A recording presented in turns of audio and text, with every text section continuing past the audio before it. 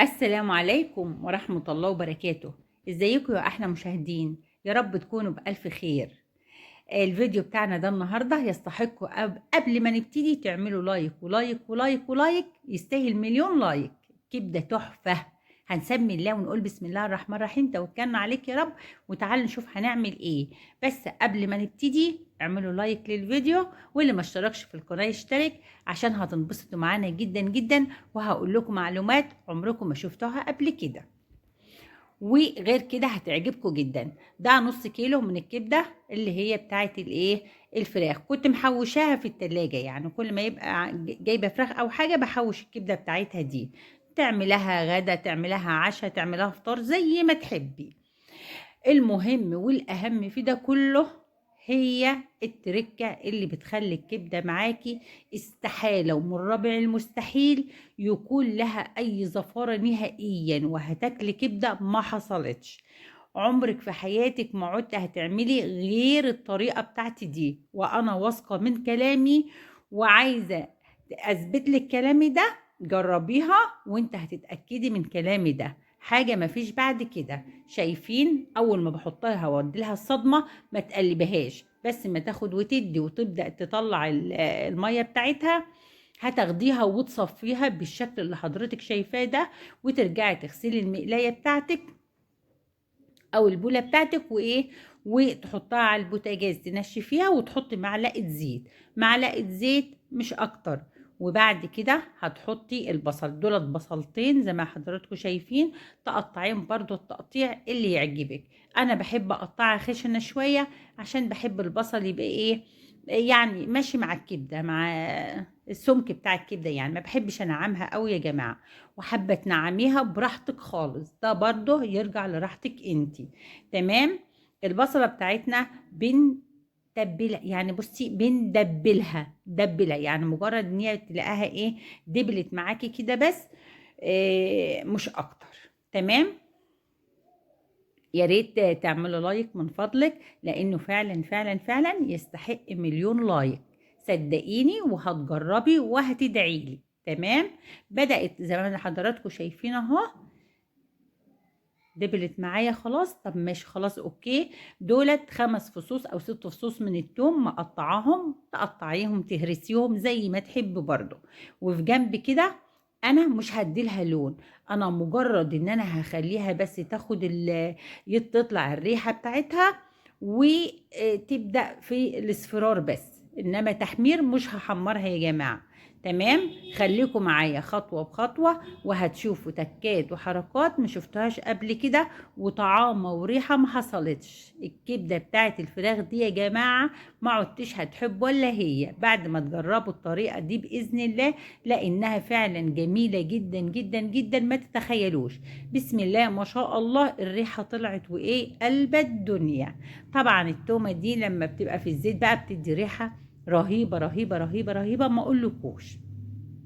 خلاص كده تمام. تمام قوي قوي. خلاص يبقى البصل مع التوم هنديلهم تشويحة كده بالشكل ده. ونجيب بقى الكبدة بتاعتنا الجميلة دي اللي صفناها. بس قبل ما نحطها عليه هنجيب اللي هو الفلفل اللي احنا مقطعينه، الوان، اخضر، احمر. شوفوا الحاجات دي برضو بتدي نكهة تحفة تحفة تحفة تحفة. بالنسبة للفلفل عايزة تحط بقى فيها، بصي يا جماعة هي فيها قرن شطة أحمر. يعني إيه؟ كان حر. تمام. يعني ده كان فيه حر. أنا بعرفكم اللي أنا عملته، بس انتوا عايزين تحطوا تبقى حر حطوا، مش عايزين خلاص براحتكم خالص. تمام. بس بصراحة كانت مطعمها أوي أوي أوي الحرارة دي. وهنزل بقى بالكبدة بتاعتي اللي صدمتها قبل كده، صدمتها وصفيت ميتها. فاهميني؟ صدمتها وبعد كده رميت، صفيت ميتها. عارفين المية بتاعتها اللي انا صفيتها دي، هي دي بقى. خلاص انتي تخلصتي من زفارة الكبدة نهائيا نهائيا نهائيا. والله العظيم انا مش بقول لكم كلام، جربوا وشوفوا. وبعدين بالنسبة للناس اللي بتبقى تعملها بميتها دي، ده لا يا جماعة والله العظيم بتغير طعم، وبتبقى مهما عملتي اعطيها لها ايه، زفاره. فبلاش. جربي طريقتي وهتعجبك جدا. طبعا هتقلبيها ببعض، هتحطي لها التوابل بتاعت اللي هي البابريكا والسبع بهارات الدقه دي اللي مكان الملح يا جماعه، والكزبره الناشفه وفلفل اسمر زي ما حضراتكم شايفين، واللي هو البابريكا انا بحبها فيها جدا جدا، بحب ازود البابريكا فيها، بتدي لون جميل قوي. انا مش حاطه لها طماطم، انا عن نفسي مش بحب الطماطم فيها خالص خالص خالص خالص نهائيا. بس في حاجه صغيره كده، معلقه صغيره هتقلب كل الموازين، بتدي طعم رهيب رهيب رهيب رهيب رهيب وخطير. انا كنت قلت لكم عليها قبل كده، وبرضه هوريها لكم دلوقتي، لانها بصراحه بتدي تكه رهيبه. طبعا انا دلوقتي بدي مدد لها تلويحه، هحط لها معلقه بس من الخل. تمام، الخل الابيض وعصره ليمون. تمام، بالشكل ده.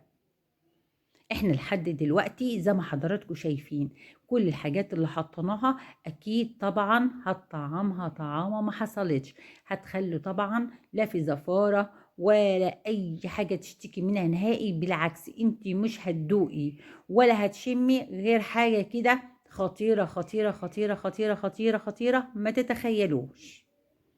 تمام، اهو شفتوا خطواتنا بسيطة ازاي، بسيطة جدا جدا جدا، مش بسيطة بس، لا بسيطة وسهلة، وكل حاجة موجودة عندنا في البيت ومش مكلفة خالص خالص خالص. يعني دي حاجات اهي من ما فيش. شفتوا باربيكيو المدخن ده بقى يا جماعة المعلقة منه خطيرة. وعلى فكرة ولو ما عندكيش مفيش اي مشاكل خالص، ما تزعليش نفسك، عادي برضه هتبقى زي الفل. بس انا كل ما هنالك بقول لكم انها بتدي لها ايه، تدخينه كده وطعامه حلو قوي قوي قوي قوي قوي، ما تخيلوش مجرد ما اتحطت عليها. بصوا انا بحطها امتى، بحطها في النهايه خالص خالص خالص، لما تكون خلاص الكبده بتاعتنا استوت وبقت زي الفل، في النهايه كده واروح اعطيلها تلويحه بيها وهطفي البوتاجاز عليها، مش اكتر من كده. ياه، ريحتها قلبت الدنيا قلبت الدنيا، اقسم بالله العظيم حاجه كده ما فيش اقول لكم ايه، طعمه ما حصلتش. بسم الله ما شاء الله. شايفين شكلها؟ طب بالله عليكم ما تستحقش لايك؟ لا ينفعش كده يا جماعه، فين اللايك؟ لايك لايك لايك لايك. لا احلى كبده، وبعدين مش اي كبده، ده كبده الفراخ اللي ناس كتير بتشتكي منها، ناس كتير تقول لك لا ما اعرفش ما ناكلهاش لان طعمها مش بيبقى حلو. لا والله مع عزه طاهر هتلاقي الطعم والحلاوه حاجه ما فيش بعد كده، هتاكلي صوابعك وراها. بس بالله عليكي خلي بالك فعلا فعلا وانت بتاكليها، ممكن تاكلي صوابعك وراها من غير ما تحسي وترجعي تاني تدعي عليا بدل ما تدعي لي. ارجو ان يكون عجبكم الفيديو، واذا كان عجبكم الفيديو بالله عليكم ما تبخلوش عليا باللايك والشير والاشتراك في القناه، وانا ممنونه لحضراتكم جدا جدا جدا جدا، ونلتقي ان شاء الله باذن الله في فيديو جديد. يلا سلام.